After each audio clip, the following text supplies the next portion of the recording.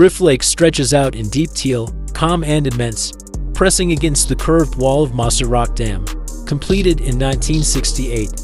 This 606-foot structure became the tallest dam in Washington state and one of the great hydro projects of its era. Beneath the surface, the Cowlitz River gathers its strength, held by more than 2 million cubic yards of concrete, before spilling beyond the wall into the valley below, creating a steady current of history and power still shaping the Northwest. At the base of the dam stands the powerhouse, the heart of Mossyrock's operation. Inside, 2 Francis turbines convert the hydraulic energy from those penstocks into electricity, producing up to 395 megawatts of renewable power. Along its face, high-voltage lines carry the power generated deep within the dam to step-up transformers and transmission systems that deliver clean electricity across western Washington. Every cable, insulator, and anchor here is part of the original 1960s infrastructure, still operating, still transmitting.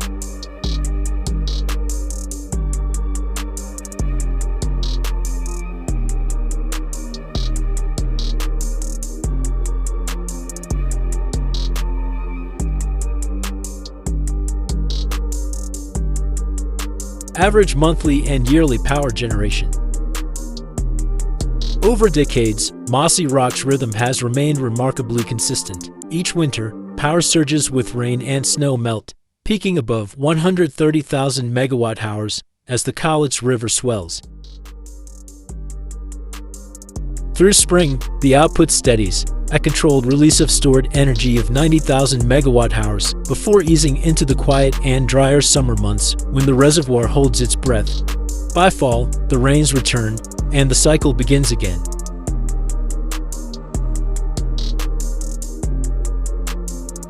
When we look at Mossyrock's monthly power generation, patterns begin to repeat. Steady in spring runoff, low in late summer, increase in the fall, high runoff in winter, then repeat. Statistically, this repeating pattern is measured through something called autocorrelation. This is a simple way to see how this month's output relates to the prior month or the same month in prior years, or how a season relates to the prior season or the same season in prior years. Over the past 15 years of operation, Mossyrock's power output tells a story of 2 distinct eras, from 2010 through 2017. The dam generated an average of just over 100,000 megawatt-hours a year, the steady rhythm defined by normal reservoir levels and consistent inflows from the Cowlitz River. But after 2017, a new pattern began. In response to updated seismic studies, Tacoma Power lowered Riffe Lake by 30 feet to reduce pressure on the dam's spillway piers. At the same time, major generator rebuilds temporarily took units offline in 2019 and 2023. The result, a clear shift.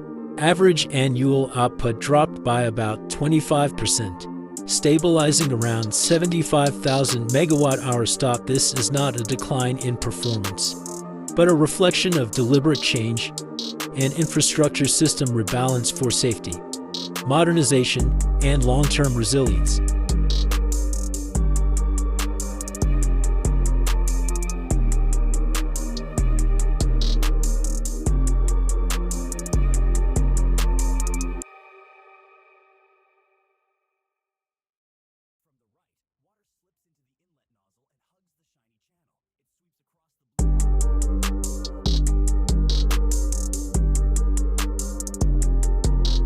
From above, Riffe Lake appears calm and glass-like, a vast expanse of deep teal water pressed against the concrete wall of Mossyrock Dam.